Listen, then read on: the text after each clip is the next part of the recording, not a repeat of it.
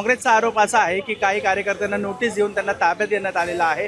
आंदोलनाची परवानगी असताना देखील असं प्रकारचं कृत्य हे पोलिसांनी केलं, त्याचा निषेध या ठिकाणी काँग्रेसच्या वतीने केला जात आहे। त्यासोबत अमित शहा यांच्या आदेशानुसार जंतर मंतरवरती झालेल्या लाठीचार्जचा देखील निषेध त्यांनी केलेला आहे। दादा काय सांगाल?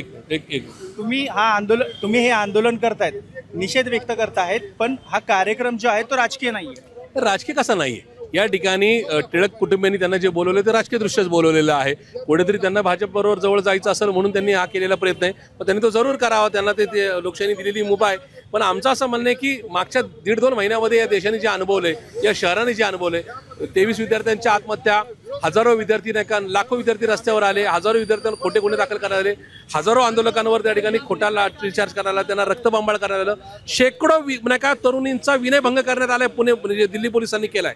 आणि असं असताना तेच टिळक कुटुंब जर नाही का अमित शहाना बोलत असतील, ज्या अमित शहाच्या आदेशानुसार हा सगळा उद्योग झालेला आहे, तर याच्यासारखी लाजिरवाणी बाब पुणेकरांच्या दृष्टीने कुठलीच नाही असं मला वाटतं। त्याच्यामुळे हा विषय हा राजकीय नसला तरी पाहुण्यांचं येणं, पाहुण्यांचा अशा प्रकारे नाही का एकूण एका ठिकाणी प्रचार प्रसार करणं हे मात्र राजकीय असं तुमच्या कार्यकर्त्यांना काही डिटेन केलेलं आहे असं तुम्ही म्हणत आहेत? नोटीस काल सायंकाळी 7 वाजल्यापासून आज पहाटेपर्यंत आमच्या 100 ते 150 कार्यकर्त्यांना डिटेन केले गेलेले आहे। हे निश्चित या ठिकाणी लाजिरवाणे दुर्दैवी आहे आणि हा कुठेतरी लोकशाहीचा गळा घोटण्याचं काम केलं जातं असं आमचं थेट म्हणणं आहे। परंतु आता बघितलं तर अण्णाभाऊ साठे यांची जयंती देखील आहे, त्यात तुमचं हे आंदोलन होणार आहे आणि अमित शहा यांचा दौरा पण आहे, पोलिसांवरती ताण पडतो असं वाटत नाही? पुणे पोलिसांनी तर नेमका ताण ओढून घेतलाय, कारण त्याचं कारण आहे आम्ही लोकशाहीनुसार लोकशाहीच्या संख्येनुसार त्यांना पत्र दिलं आणि ते पत्र दिल्यानंतर सुद्धा त्यांनी आम्हाला परवानगी नाकारली, जागा बदलली, डिटेन केलं। हे केलं नसतं तर शांततेत आंदोलन झालं असतं।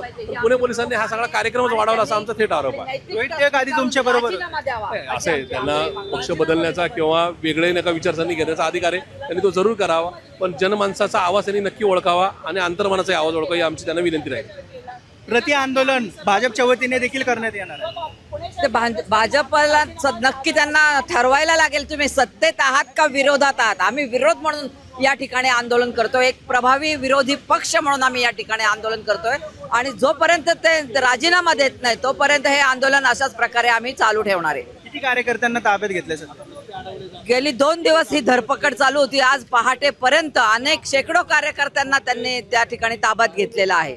त्याचप्रमाणे या ठिकाणी येणारे रस्ते बंद केलेले आहेत, कार्यकर्त्यांना या ठिकाणी पोहोचू देत नाहीये आणि अतिशय या ठिकाणी ज्याप्रमाणे आपण म्हणतो की हिटलरशाही चालू झालेली आहे त्याचा अनुभव या ठिकाणी करतोय, या ठिकाणी आम्हाला येतोय आणि एक दडपशाहीचा प्रकार हा आपल्याला म्हणावा लागेल। तुला नोटीस दिली नाही का पोलिसांनी? मला नाही मिळाली नोटीस। तुला पोलिसांनी कोणालाही नोटीस दिलेली नाही, दिलेल्या नाहीयेत आणि नोटिसा न देता डायरेक्ट लोकांना उचललं गेलेलं आहे। पण नोटीस आलेल्या आहेत काय कार्यकर्त्यांना? एखाद्या दुसऱ्या कार्यकर्त्याला आल्या असतील, पण आमच्या अनेक कार्यकर्त्यांना नोटीस न देता त्यांना उचलण्यात आलेलं आहे आणि हा दडपशाहीचा प्रकार आहे। जर आपण पाहिलं गेलं तर काँग्रेसचे कार्यकर्ते आता इथे आंदोलनासाठी जमायला सुरुवात झालेली आहे आणि त्यापूर्वी ही जी सगळी खबरदारी पोलिसांनी घेतलेली आपल्याला पाहायला मिळत आहे। झोनल DCP, त्यासोबतच स्पेशल DCP आणि व्यवस्थेसाठी आणखीन एक उपायुक्त या ठिकाणी तैनात करण्यात आलेले आहेत, 4 सहाय्यक पोलीस आयुक्त, त्यासोबतच 6 पोलीस निरीक्षक अशी टीम आणि त्यासोबतच अनेक पोलीस कर्मचारी म्हणजे 125 ते 150 कर्मचारी या ठिकाणी पोलिसांचे या आंदोलनस्थळी तैनात करण्यात आलेले आहे। बॅरिकेडिंग करण्यात आलेलं आहे। हा जो रस्ता आहे हा मार्केट यार्डपासून उत्सव बिल्डिंगपर्यंत जातो, त्यामुळे मोठी रहदारी या ठिकाणी मार्केट यार्ड परिसरात असते।